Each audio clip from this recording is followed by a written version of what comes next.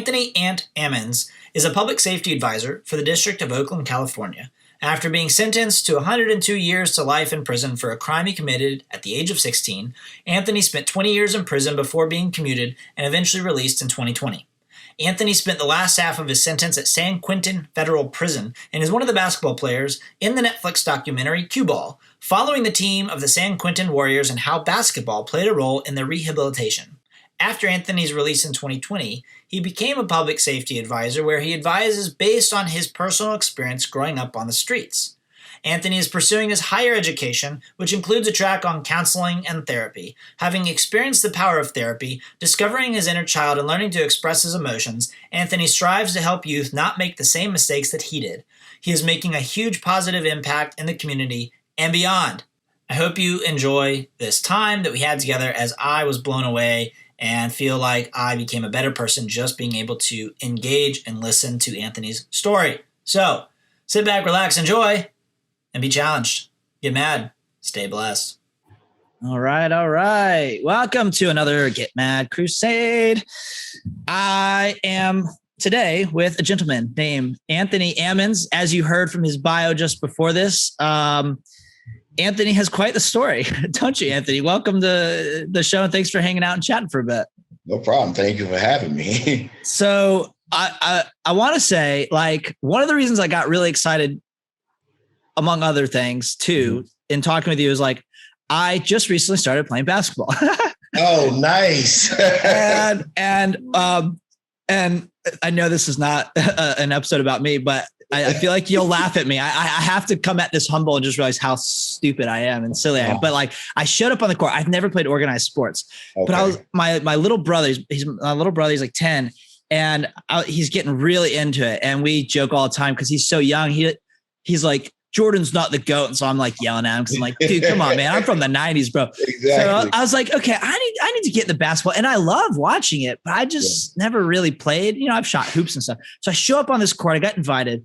All these dudes that have been playing together for like 20 years. And mind you, they're not like amazing, but like I'm nothing, right? Dude, I got destroyed. And like, it was so embarrassing and humiliating. Like, I got shamed a few times.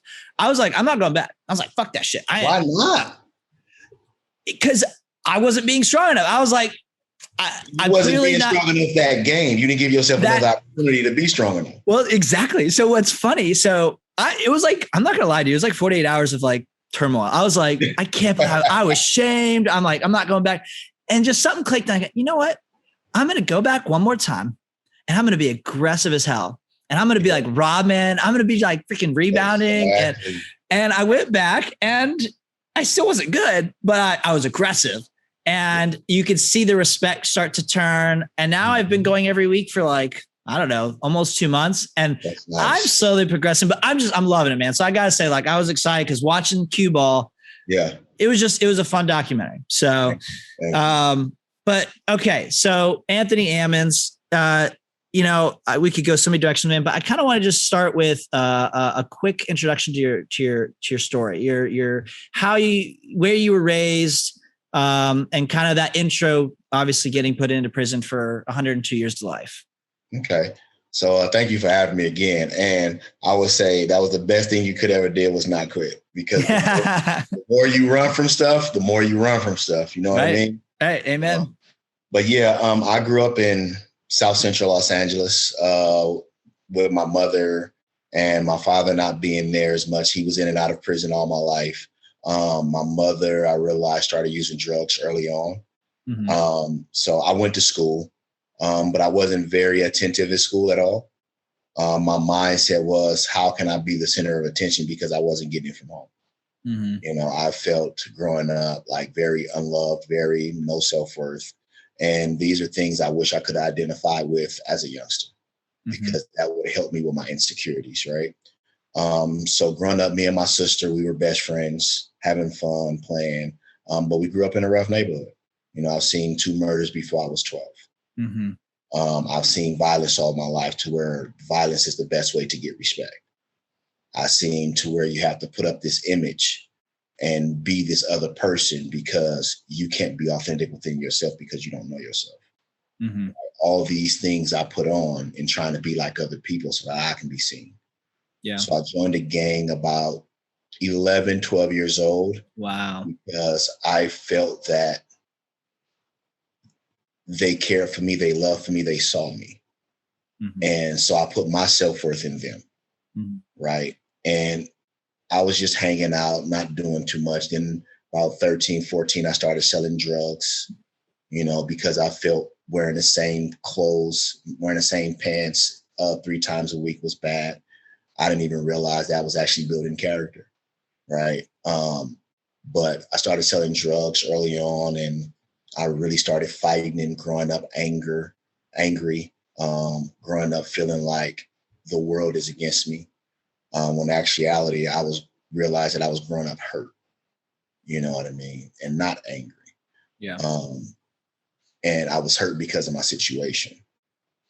So about 14, 15, 13, between the time I started selling drugs, I started also carrying a weapon.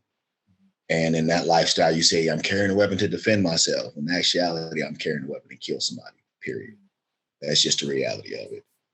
And at the age of 16, on March 31st, 2001, I made a decision to murder an innocent person and attempt to kill his wife and his brother-in-law. And for that, I was sentenced to 102 years to life.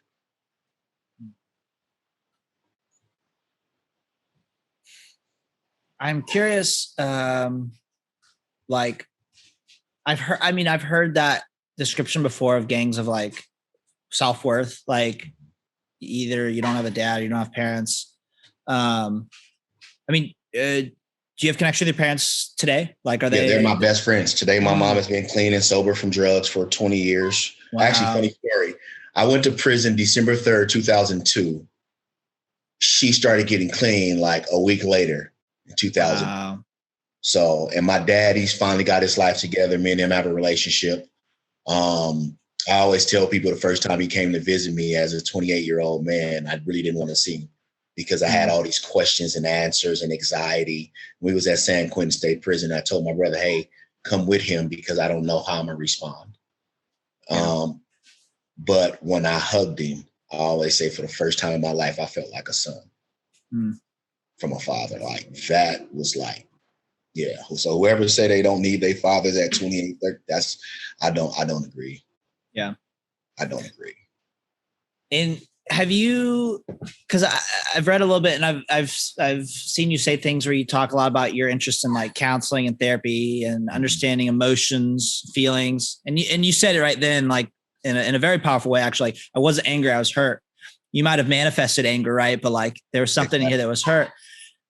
What about your parents? Like, I mean, have you even had those conversations with them about like, not why they were doing what they were doing, but like understanding the why, like not that they were consciously doing it, but like the reality of like there was something going on in their life that also caused them to do that. Have those been open conversations where you guys have really explored those paths? Oh, yeah. I'm sure that's very healing to talk about. Yeah, it is. It's very euphoric when you have it because the atmosphere, you got to do it at the time you're connecting to the atmosphere, right?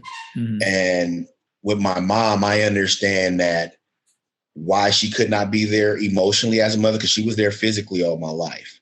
But it was that emotional connection, that hug I needed, son, I love you.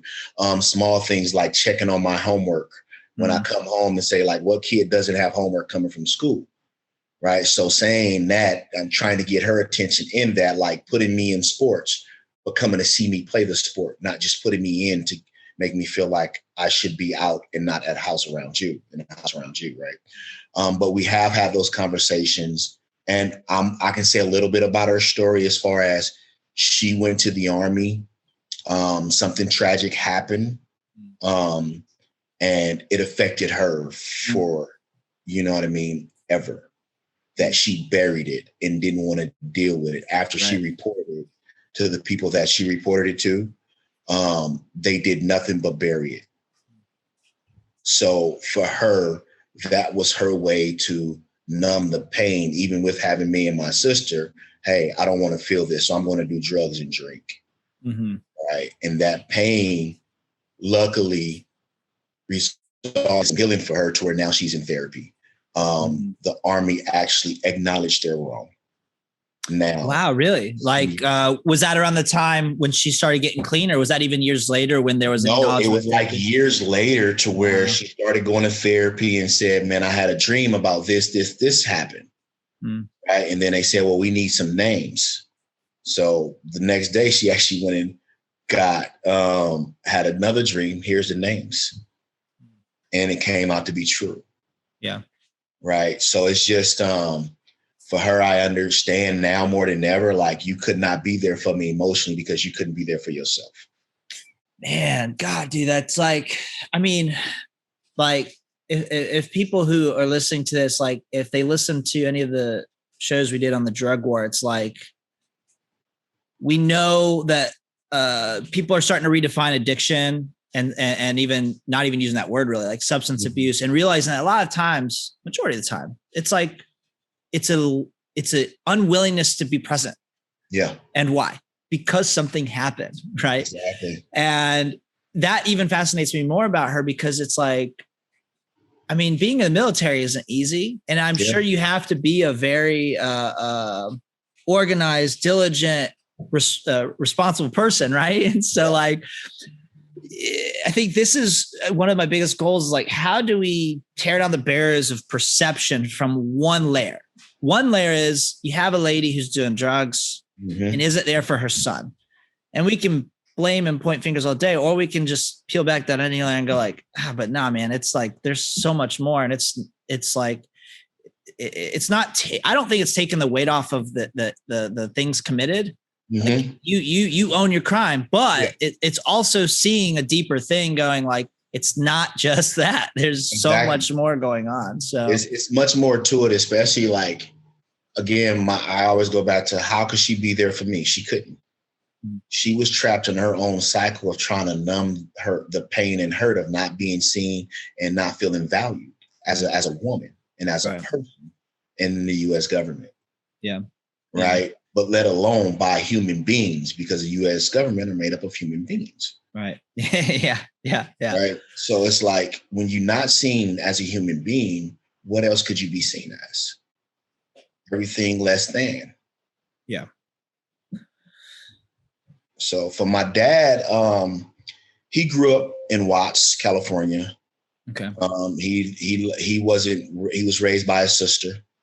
Parents' mother died. I thought both parents died at the same time in a car crash. It was the mother that passed away, and just his dad not being there for him at all.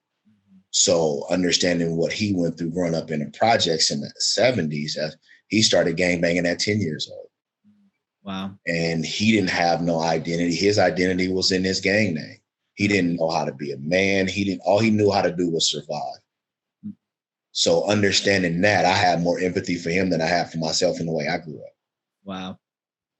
And like, at least I had a bed to sleep in. Maybe he didn't have a bed that night. He had to sleep on the floor. Oh, I don't want to sleep on this floor, so I'm going to go out and hang out some more and sell some more drugs and commit some more crime. Right. Which lead to more prison and the cycle of recidivism, constantly going back and forth. Yeah. Right. Yeah. When in actuality, he should be in school. Why isn't he not in school? Well, let's figure this out. Let's go to the home and check. Not that we're going to the home to take him away, but we want to see, how can we help? That's what should have been going on. Was that powerful for you when you started to like discover these things about your parents? Like, was it like a relief of like being like learning forgiveness and just like let go of anything that was against them? Like, because when I felt for both of them, like more than I felt for myself, like, damn, y'all had it rougher than I did. And in a rougher era. If you think about it, the 70s and the 80s is not like, that's rough. So think about, like, my mom has 9 brothers and sisters and 10 brothers and sisters. She's the baby.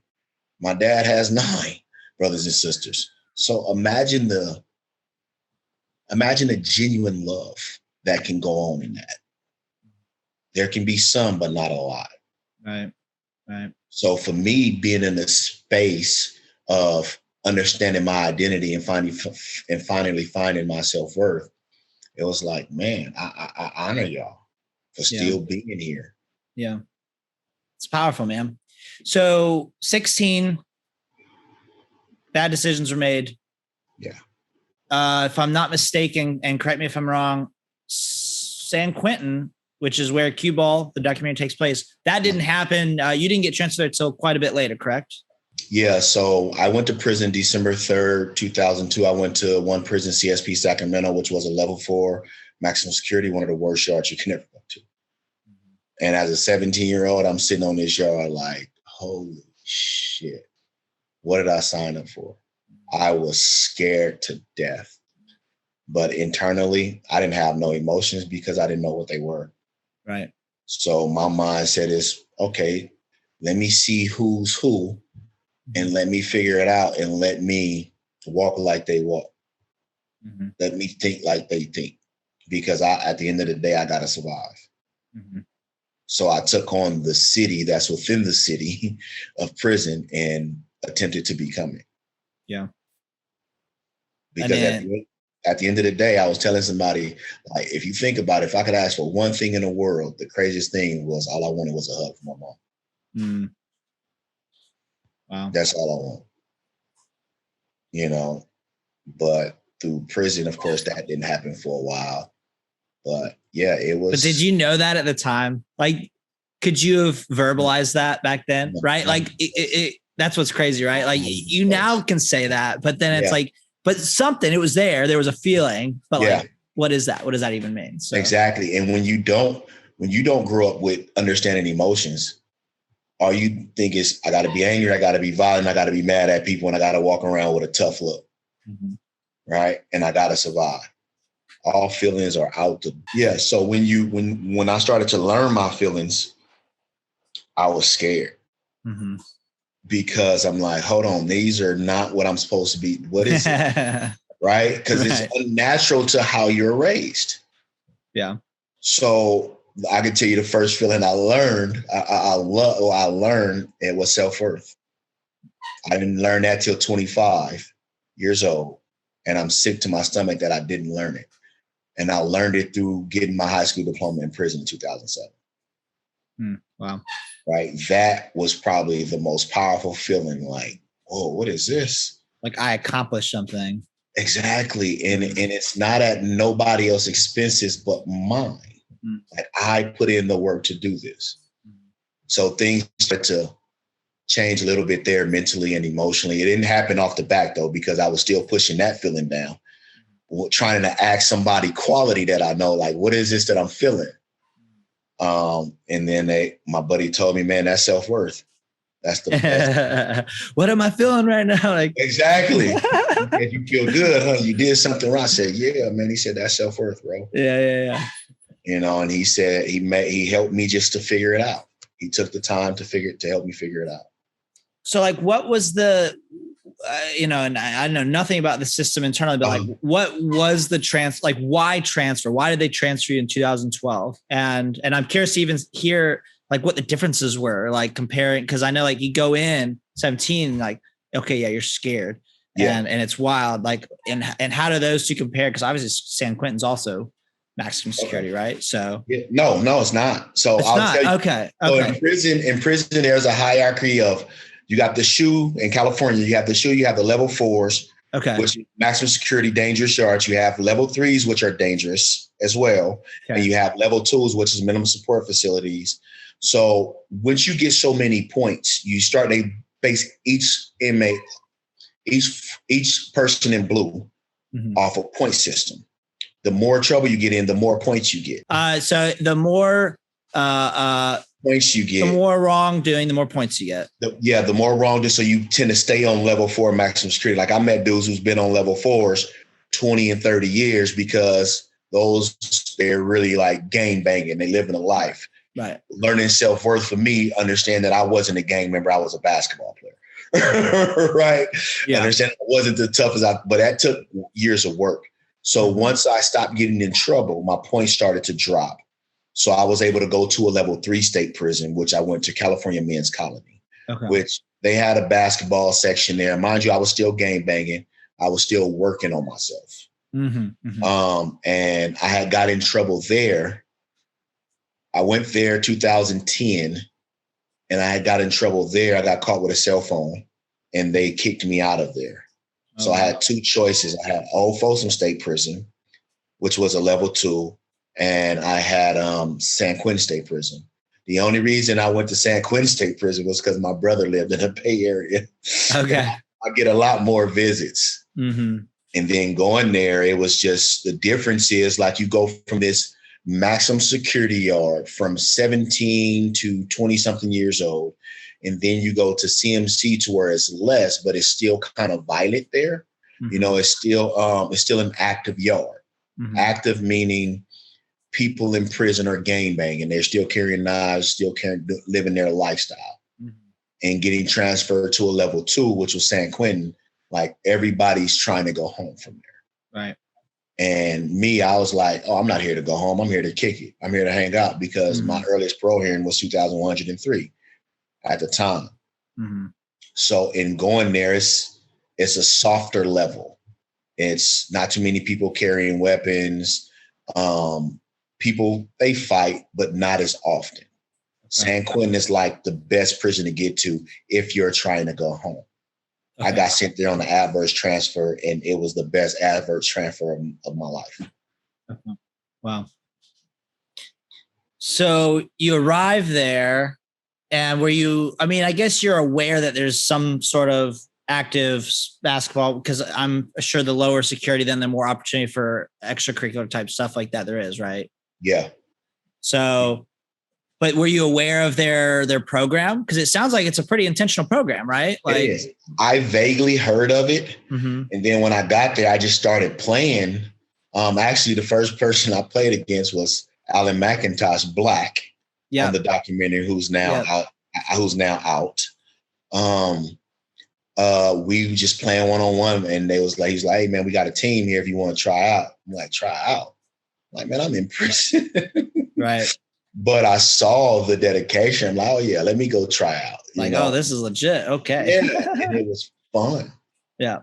You know, in meeting the guys, like the guys that came in to play us, like they were so humble, and they were so like on the court, they want to be bullies, but they want to shake your hand and meet you as a human being at the same time. Yeah. Yeah. I'm not gonna lie, man. Alan's story, that really got me good. Yeah. He literally just dropped me off like 30 minutes ago at home. Oh, wow. Yeah. So for those who haven't seen the documentary, I think this is maybe a poignant thing to kind of point out. So in cue ball, Alan's story is that he got, I don't remember exactly, 25 to life, 21 years. 40 years to life for a gun. For a firearm. Yep. And because of the 3 strikes law. And I think that's if you study this topic, you'll come across that law really quickly, because the 3 strikes is basically like that third one, and then now you have this, I'm presuming, some sort of mandatory sentence or whatever, but less likely to be able to get out. And in the documentary, he talks about just like his who he is and his demeanor, and you're sitting there going like, why is this guy in here? Exactly. Like, it was just mind blowing. Yeah. Because that's a fellow human being that they struck out because they had the power to. Yeah. Instead of seeing his actual humanity and say, okay, he had a gun. Yeah. Like a gun. How many people carry guns out here? Right. I'm not saying it's right, but I'm saying according to the United States Constitution, they have the right to bear arms. Right.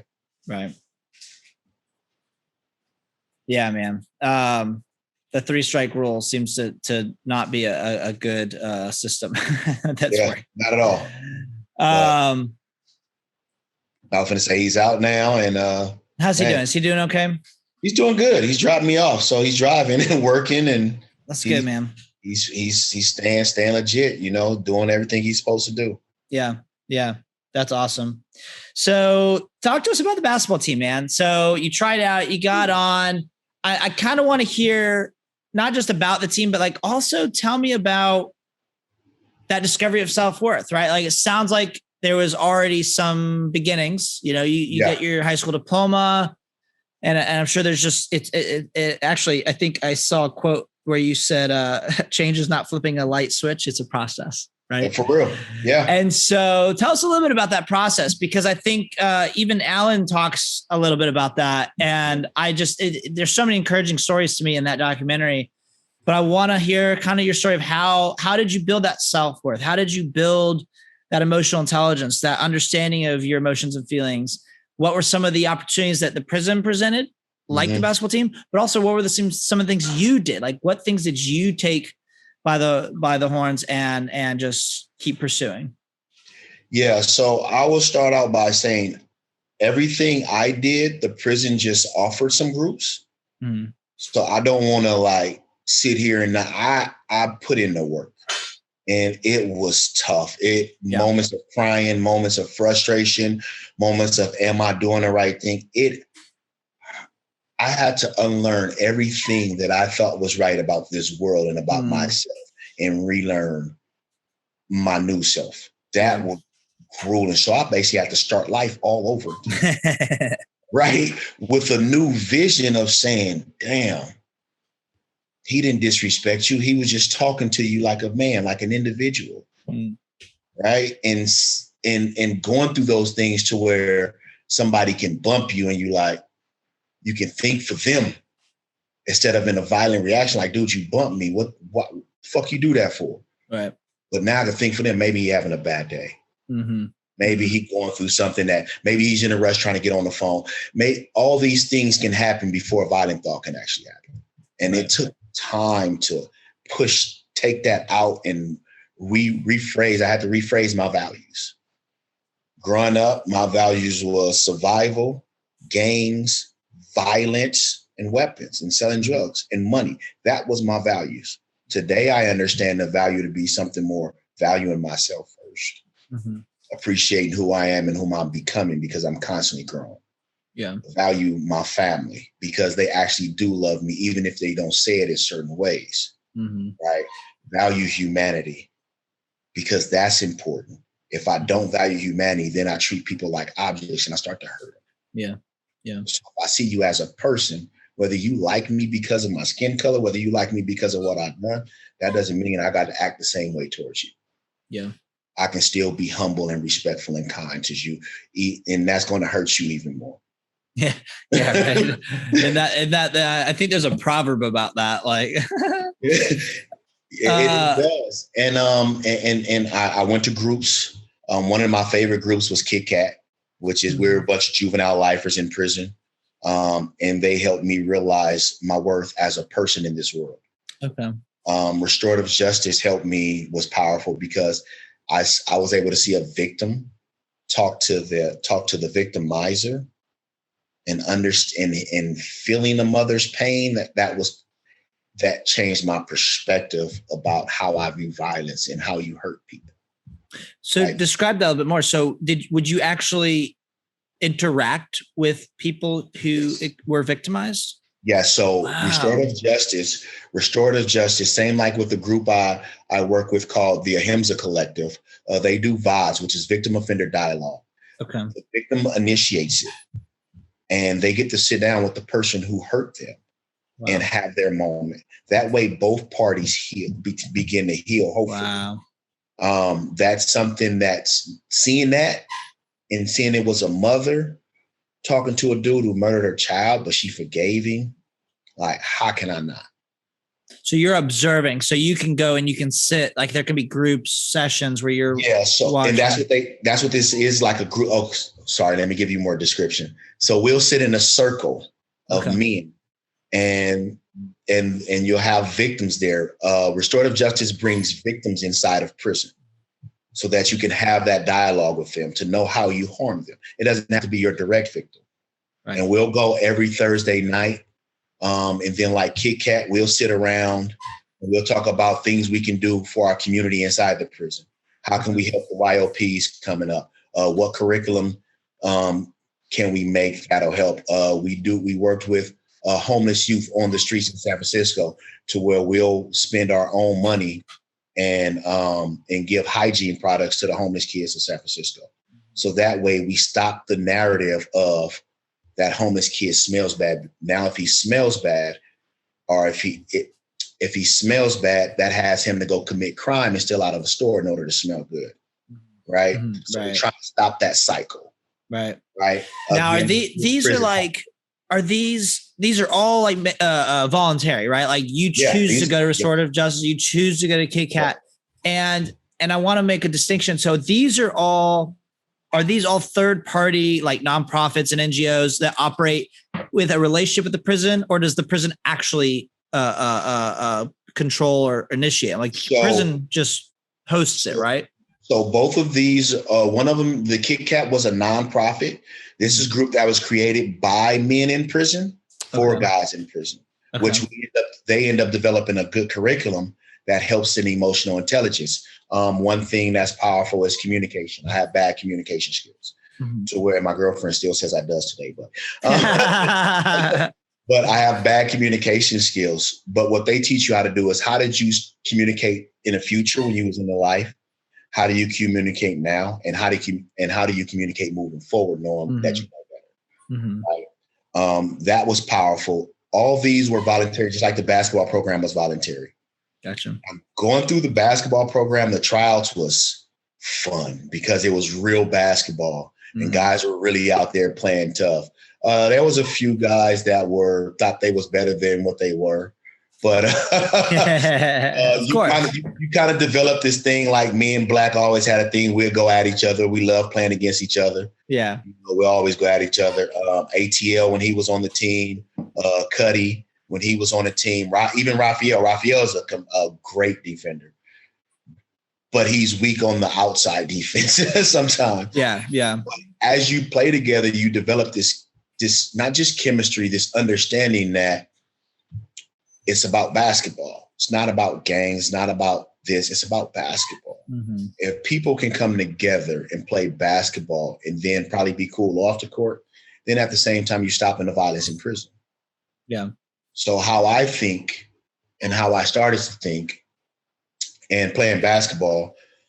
So in life, I never passed my thoughts off because I was too ashamed of who I was and who I was trying to be. Today, I use basketball as I got to pass the ball to win. I can't do it on my own. Same in life. I can't do it on my own. So if I hold on to my thoughts, I'm going to lose. Just like if you hold on to the ball, you're going to lose. Right.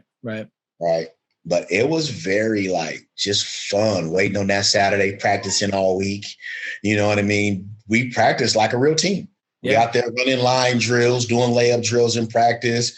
We cussing each other out in the heat of the moment. We're talking about one dude, you say, man, I scored this many, but we lost the game and your defense was trash.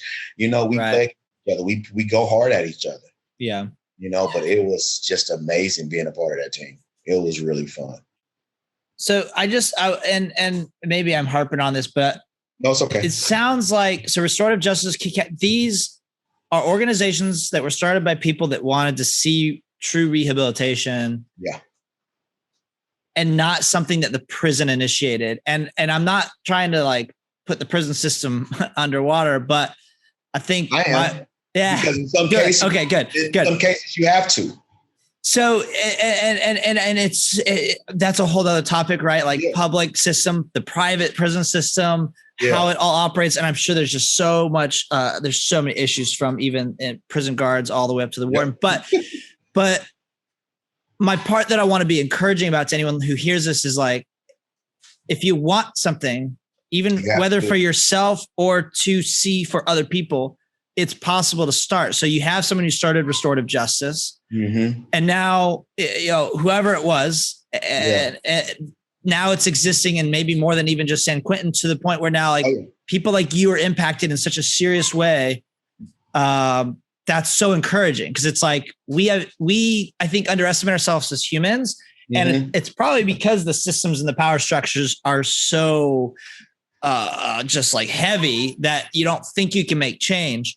But man, we can see these little glimmers of light of organizations that are doing these things. And so I just wanted to hit on that because I think it's really cool. It's get out and do something. Maybe you're not the one to start an organization, but you can go volunteer for one. You can go volunteer for Restorative Justice. Exactly. You can probably be someone who sits in and helps facilitate. We need people doing that. And that's a powerful opportunity, I think, people who want to get involved. So yeah, there are a lot of groups. And like San Quentin is an anomaly because San Quentin has more groups than any other prison in the state of California. You have 35 prisons in the state of California, and that's sickening. Wow. Right.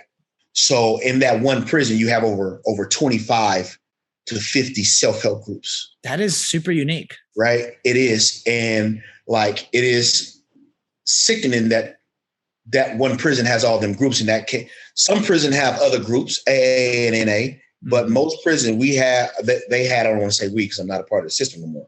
They had GRIP, which is Guiding Rage and Power, Vogue, a victims offenders dialogue, Kit Kat, the first step, Restorative Justice, Brothers Keepers. You had Houses of Healing, which is one of the most powerful groups I ever took personally, by far, just because of one line in there helped me deal with the inner child. It's a book written by Robert Cathargian. And when I was doing the work on myself, focusing on my inner child, because I, as a healthy adult, had to go back and reparent my inner child so that he could grow up. But as I did that, I ran across this small passage that changed my perspective on forgiveness. It said about the parent, you don't have to forgive what they've done, but you can forgive their unskillful ways. In that, the way I was hurt growing up, I don't forgive it, but because you wasn't skillful about it, I understand and I forgive you for it. Because you can also now understand the reasons and the whys and stuff. Exactly. And dude, like you said, that was Robert Cathargy. Yeah, Robin Cathargian. Cathargian.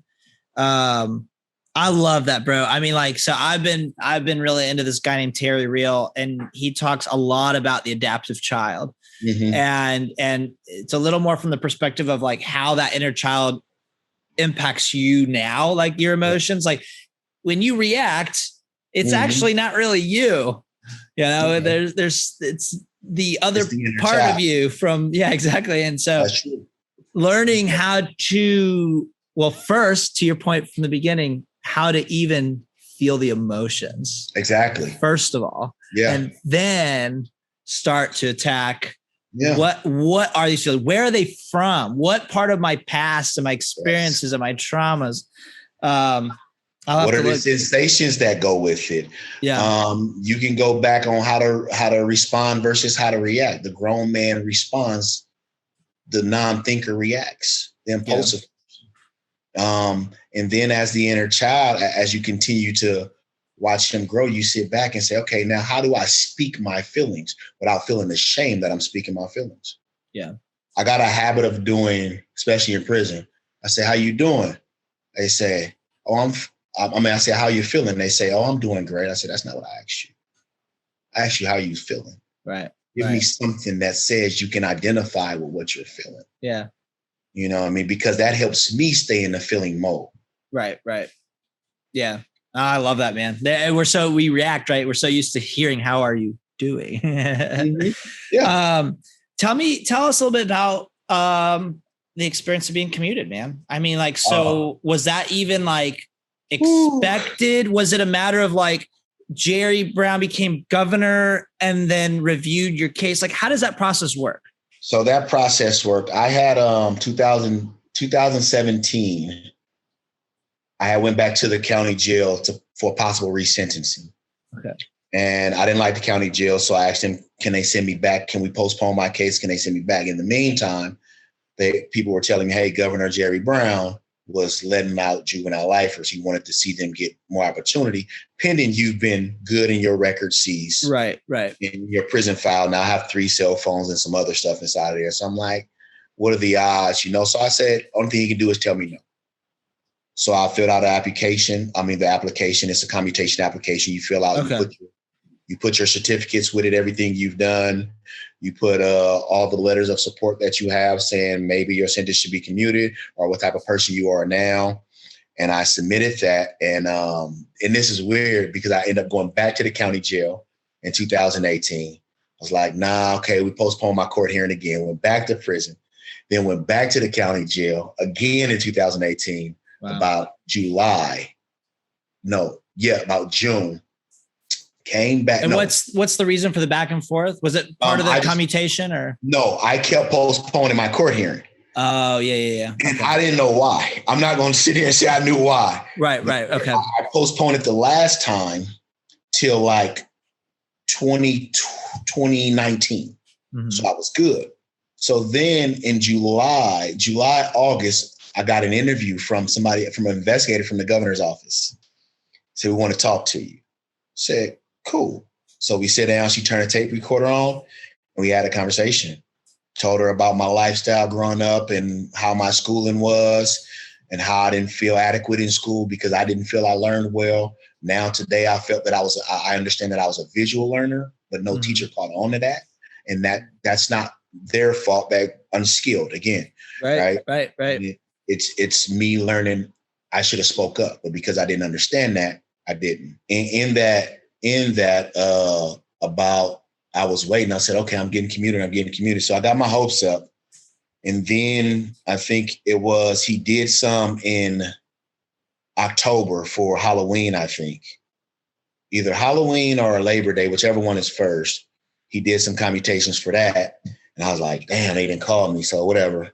I kind of got depressed a little bit, kind of gave up, like it ain't going to happen. So I went back to my thinking like, okay, now let's strategize. Let's go back to court and ask for the sentencing hearing. But then on November 24th, they said, hey, you got a phone call in the watch office. I say, what? Got a phone call? So now I'm like walking with extra pride, like, hold on, I got a phone call, right? Like, let's see what this is. Then it was the governor's person that works in a commutation office and told me that the governor's going to commute you to 19 years to life. And I was just like, it was like, seriously, like, I felt it. Like, everything that led up to that moment was supposed to happen. Me getting transferred and adverse to San Quentin, me starting to find out my feelings, me starting to have an identity, me starting to be authentic and feel good about myself and do the positive work in honor of my victim. Because once I understood that everything I do right, I have to honor who I hurt. And I have to do that for the rest of my life. So in doing that, it was like, it paid off. Yeah. That doing the right thing do pay off. Sucks that I had to learn it so late. That because of the poverty in the urban hoods, because of the schools are not funded, kids are less likely to go to school. Like, what am I going to school for? I'm not learning nothing. You know what I mean? What about if we had an emotional intelligence class in elementary school? Yeah, man. Totally. So, yeah, but that's how I felt. It was just unreal.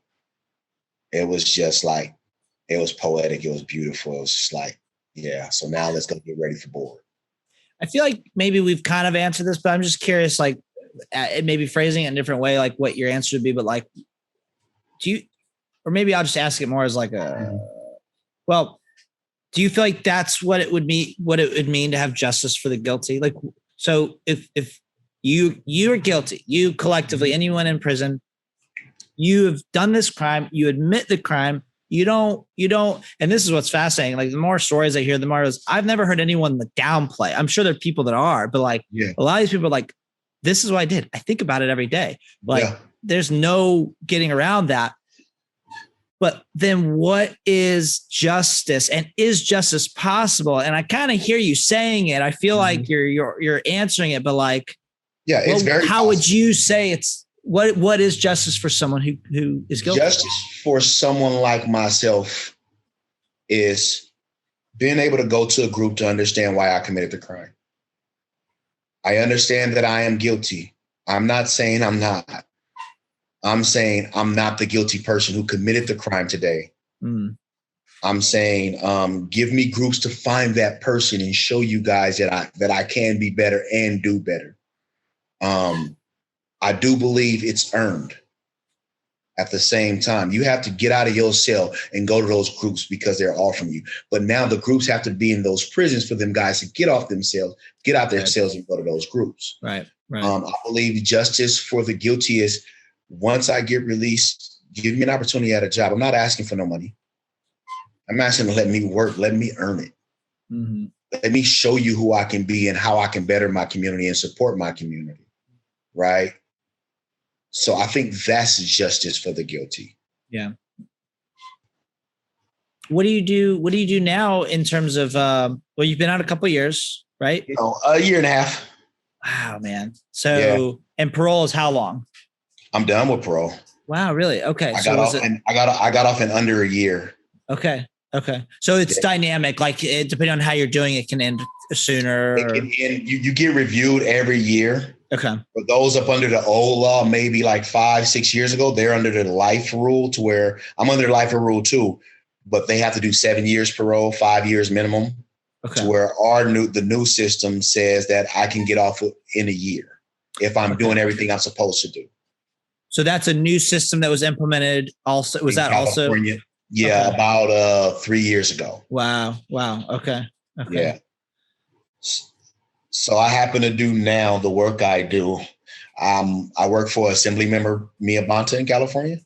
Mm-hmm. Her husband is a California's Attorney General, Rob Bonta.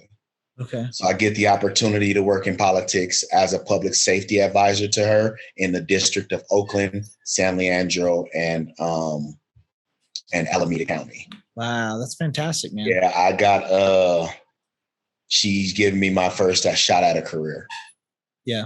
Trained me, helped me, and just been there for me. Understand, like I don't have a college degree in our office. Mm-hmm. But one thing she said to me, she said, your experience is a college degree. So speak on it and learn it and earn it. Yeah. So when it comes to like public safety policies type stuff that you can assist on, I guess it's all kind of just practical to the streets that you grew up in, right? Trying to bring the community and the cops together to try to stop the violence. You have the violence prevention unit out here that's getting a lot of grants that is actually helping. But I deal with when something happens in the community, I need to let my boss know what's going on. And then I'm also her scheduler in the district, which is tough, but I'm learning it. I love that she gave me that because that's teaching me more computer skills. Yeah, bro. I mean, that's one thing that also just is mind blowing. You're literally in a time capsule, right? I mean, not only did you have to learn how to do things that even I didn't probably really learn to shave till I was 18, but you're having to learn basic skills in prison. And then have to ask another man that's not your father that you trust on how to shave. And then get out and there's what's going on in the world? Yeah. Not just the internet, everything. It's just mind blowing. I'll tell you one of the first stories that happened, which was so awesome to me. So I went to a Starbucks my second day out, and my girlfriend sent me in there. She said, okay, go get it. It's going to be at the counter. So I go in there. I'm happy as hell. Man, I'm at a Starbucks, right? Yeah. Oh shit, where do I go? Yeah. All these stuff over here. And my first mind says I'm a 6'2" black man. I don't want nobody to say I'm stealing their coffee. Right? So I had to humble myself, right? And say, where do I go get the coffee? It's already pre-ordered. Mm-hmm. They said, it's in there. I said, yeah, Alicia. And so I grabbed it. I said, it should be 2. They said, no, it's not 2. So I went back out there. She said, oh, I forgot to order yours. You got to go back. And I said,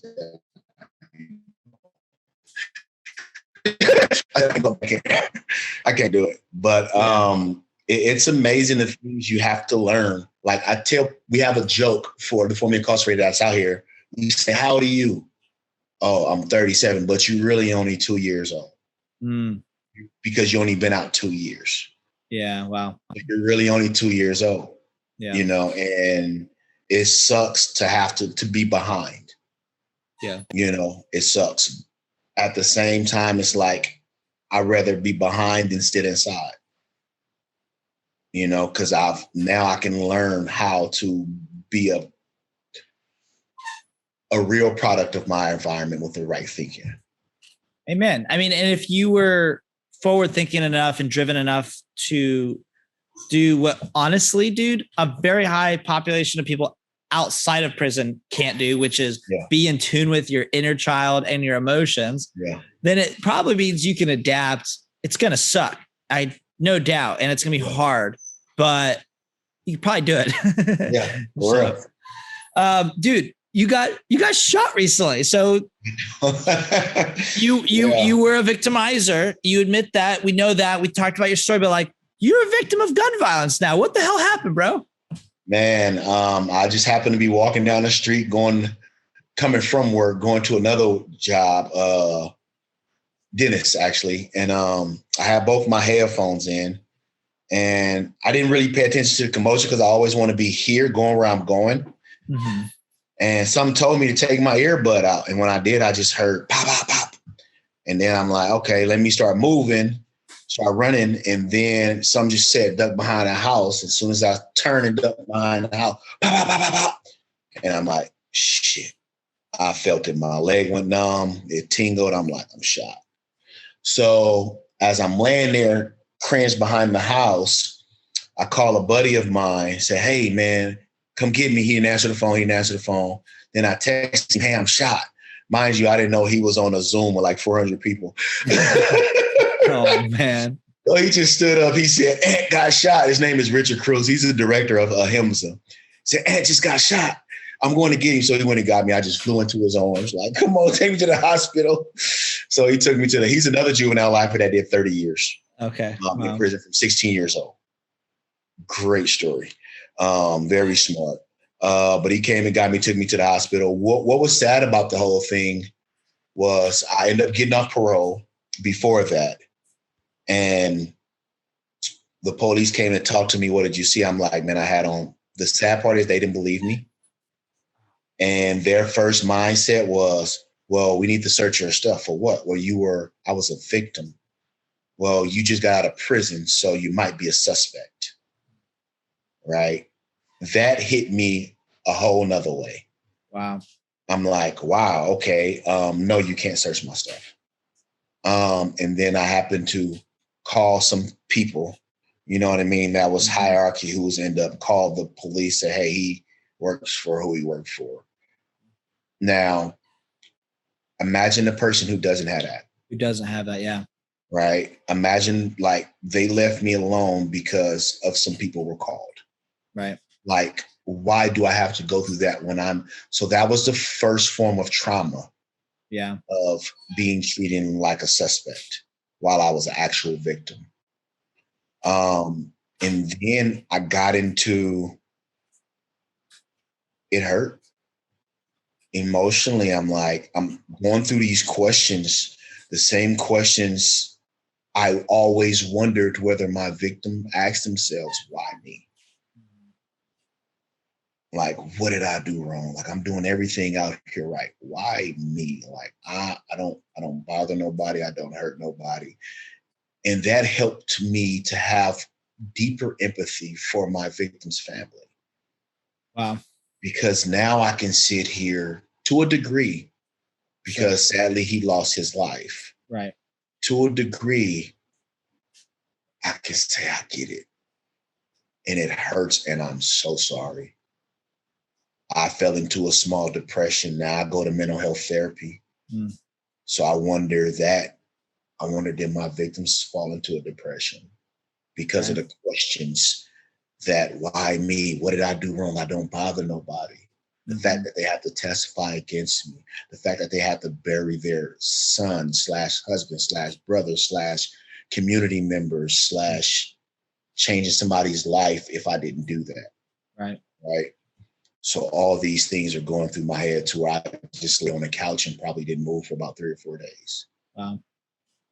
Because I was in a depressed trauma state.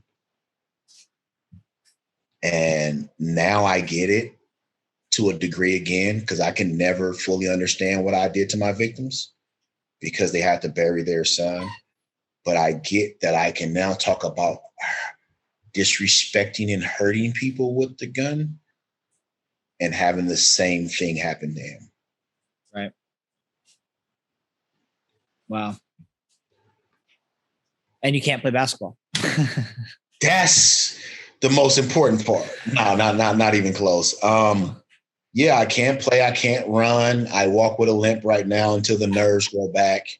The pain is something I've never felt in my life. Like, wow. it just, the nerve pain just constantly coming at, like, oh my God. Like, I think for up until 3 or 4 weeks ago, I was sleeping 2 hours a night since May 24th.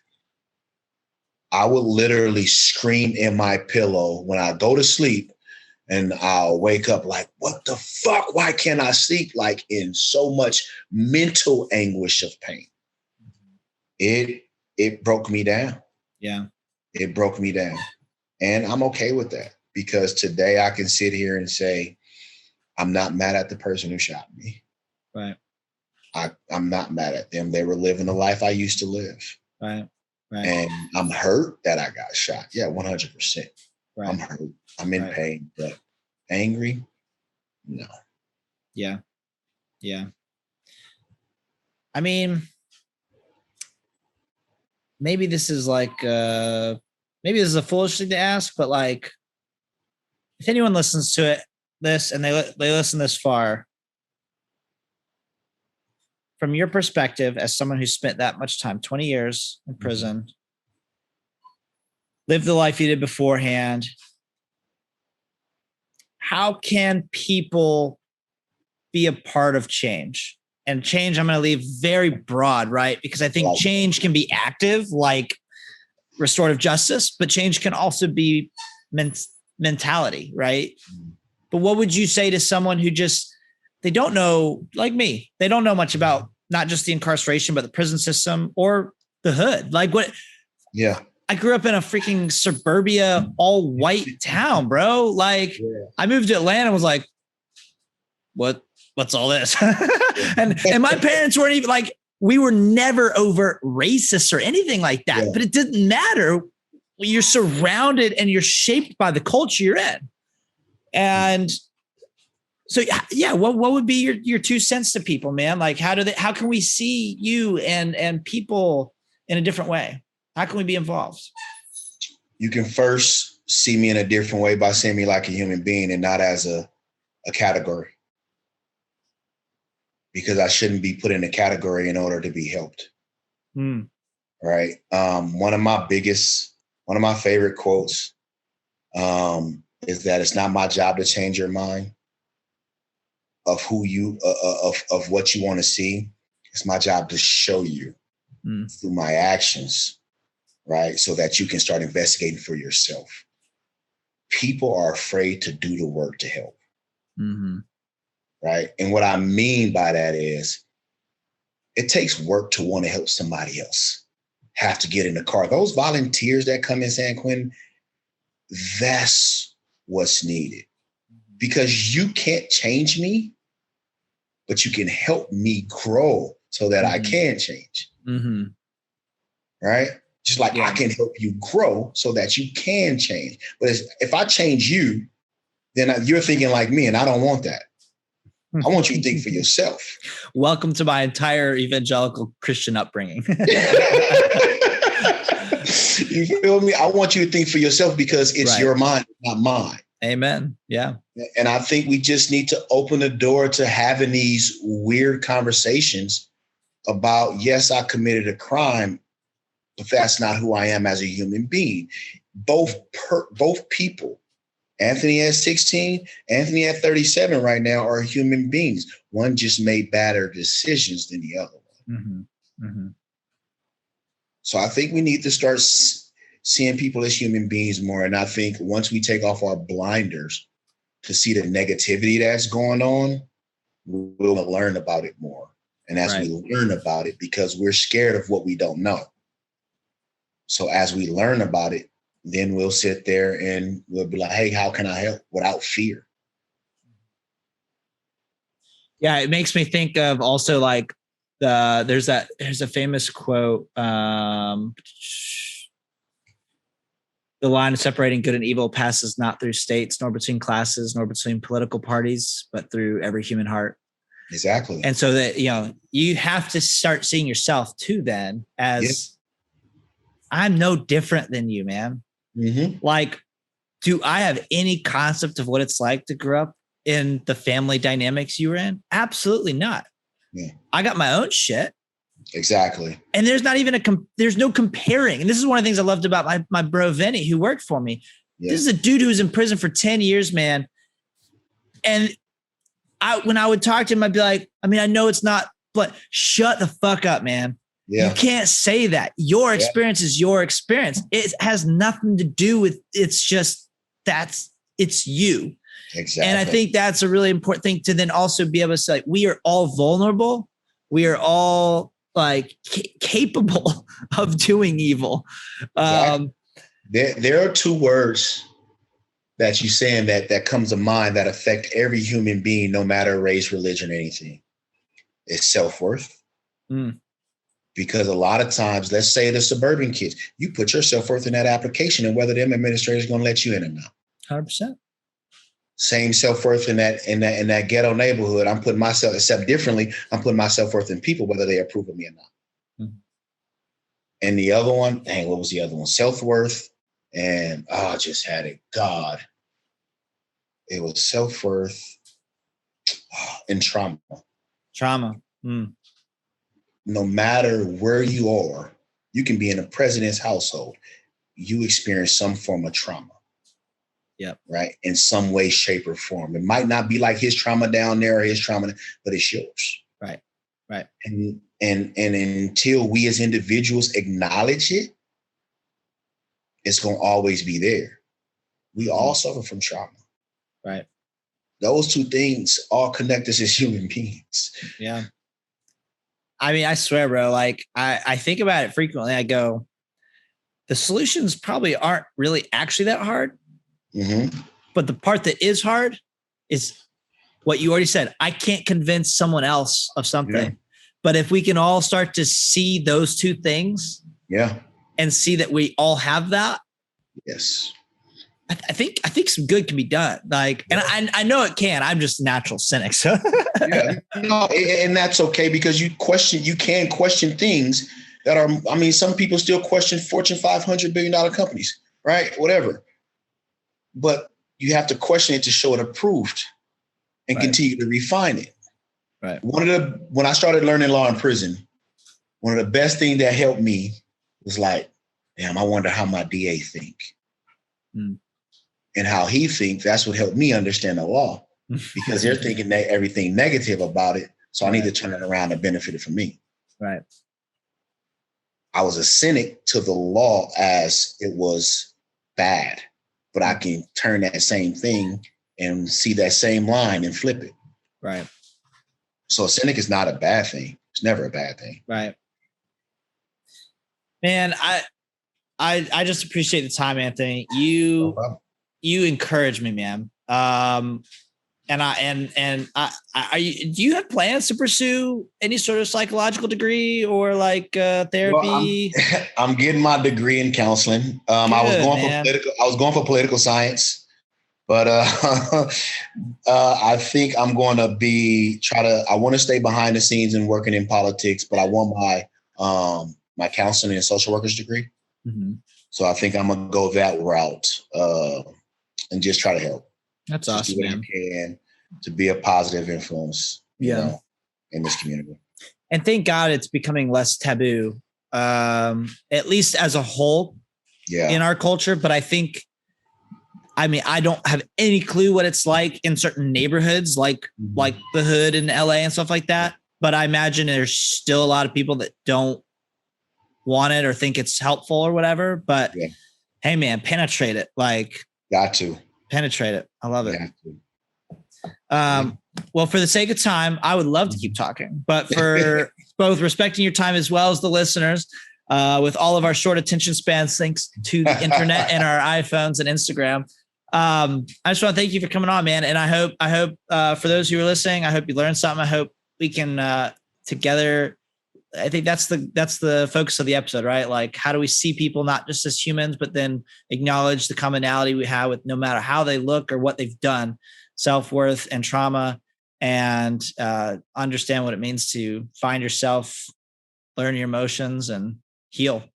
Get mad. Get mad, Priest Coffee.